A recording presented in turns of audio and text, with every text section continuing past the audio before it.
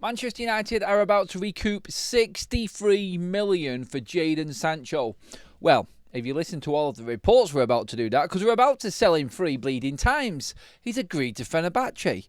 He's prioritising Napoli, agreed with Napoli. And today, bang, as soon as Damasio said it, and I was talking about it this morning on the live show, Damasio saying there's meetings today between Juventus and Jadon Sancho. Sancho's agreed to another move. So realistically, we're going to sell Jadon Sancho 3 times.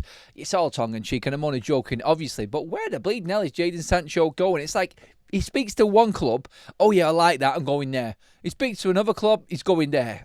And now the same again with Juventus, and now he wants to go there. Now, the difference with Juventus to, let's just say, Napoli and Fenerbahce, similar to what I said earlier on today as well, with Jadon Sancho, is that they have shown interest in him before last summer, and have always had the money to pay for Jadon Sancho. Jadon Sancho wants approximately 9 million a season, which is upwards near the 170-odd, 180,000 pound a week mark. Apparently, that's what the report is. Now, Fenerbahce are fit around about 8.5, so they're not a million miles away, and I can't see there being an issue with him getting the extra wage out of them. He's spoken to Jose Mourinho on the phone. He's happy to move to Fenerbahce, like I said, and then all of a sudden he's come back off the phone. He's had talks with Juventus now, which is today, and the reports actually from Italy are saying that Jadon Sancho has agreed, and now Juventus are in conversation with Manchester United. So let's move past Jadon Sancho for a minute in terms of his personal terms, because we know that Juventus can afford him. That is a definite. They're in the Champions League. They're about to flog Dusan Vlahovic, and obviously he's on mega money there already. So they know, and we know that they can afford the wages of Jadon Sancho, and that money is not going to be a problem for them. So, looking at that, there was a name that I just said there as well, which is interesting because there is one report, first of all, that I want to talk about. There are others, and we'll get into them. But the first report says that Manchester United now are asking Juventus for a swap with Dusan Vlahovic because Juventus are looking to now loan Jadon Sancho from Manchester United with an option to buy. Sod that is not going to happen because there's no option to buy because Jadon is out of contract at the end of the season, and I cannot for the life of me see United extending Jadon Sancho's contract just to get an option possibility sale at the end of a loan deal this season. So let's put that one aside and look at the swap situation. Manchester United, in desperation, obviously, I feel more than anything, desperation is probably a strong word to be honest, but still, you've got to look at it and go, you're looking to swap Jadon Sancho because nobody wants to buy the bleeder. Look, there has been many reports going around that Napoli are happy with the price. Fenerbahce are happy with the price. Already put a bid in for Jadon Sancho. Now Juventus are testing Manchester United right here with a loan option. This is going to be shot straight down. United are not going to go for a loan.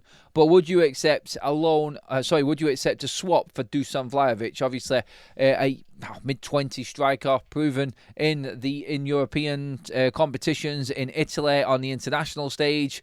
Some would say he's quite slow and probably isn't the ideal striker for Ruben Amorim. But to get Sancho out the door and bring a striker in, and you're not really paying any money at all. In fact, you're going to be paying less money a season with Vlahovic in your squad than you was with Jadon Sancho. Therefore, leaving you a bit of room to maybe even make another transfer off the back of that. All dependent on what Dusan Vlahovic wants wage-wise, obviously.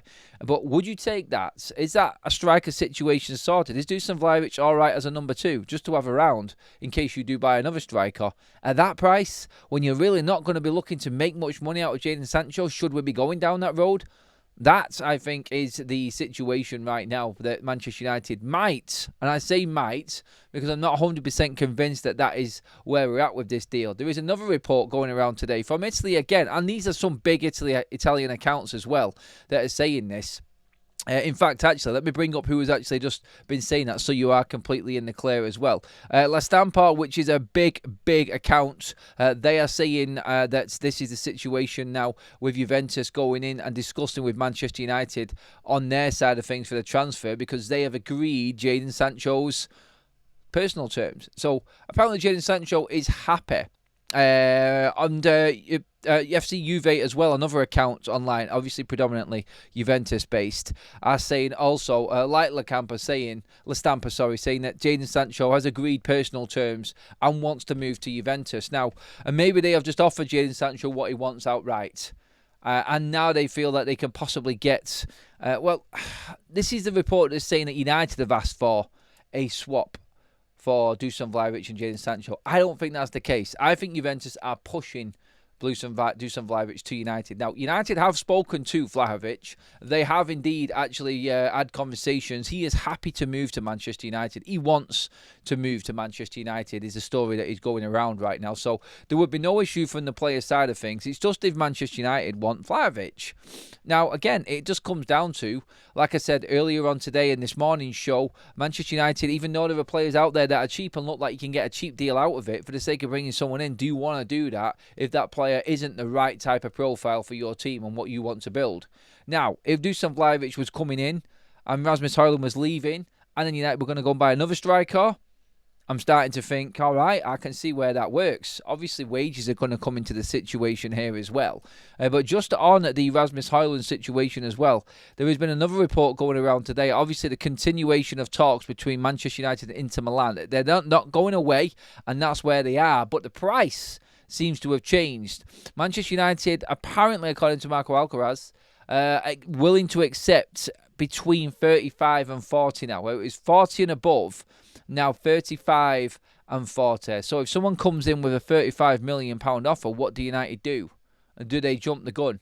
Do they go for it? Let's not forget, we're 2 years into payments on Rasmus Højlund with obviously that 70 plus million fee that we paid for him.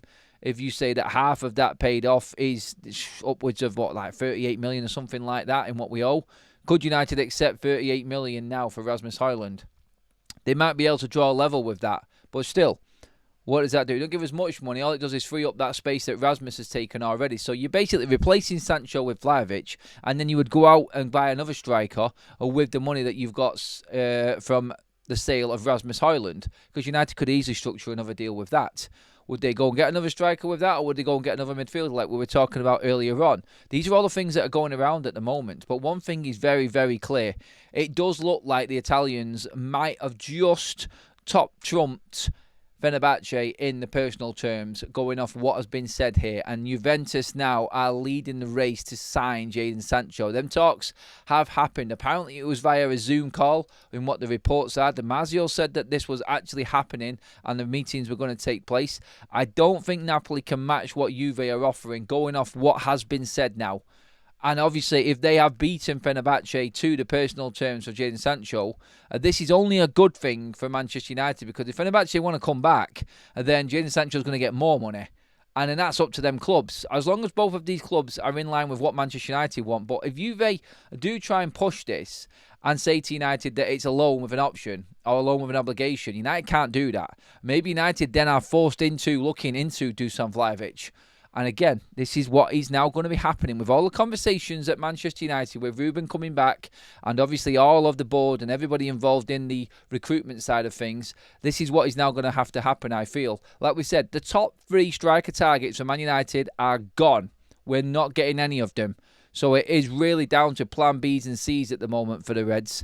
And maybe if Ruben does want another striker in and needs another striker, maybe Vlahovic is the option for Manchester United. Let's see what happens from here. But that is your update on Jadon Sancho anyway, and on Rasmus Højlund. Both could play into bringing in new strikers to Manchester United as it stands. Sancho could bring us Vlahovic if United can't make a deal happen with Juve. There could be a swap on the off in there. And obviously Rasmus Højlund being sold would mean you need another striker in. Maybe that's where Manchester United see their next forward coming in. Get your comments in below and let me know what you think on that one. That is the situation as it is at the moment with Jadon Sancho. That's your midday update, everybody, and where we're actually at. Cheers for watching the video. Make sure you pop a like on it if you're loving the constant content coming your way. And please make sure you hit that subscribe button. Let's see if we can get to 87,000 before the end of today. Love it, everybody. Thank you again. I'll see you all in the next video.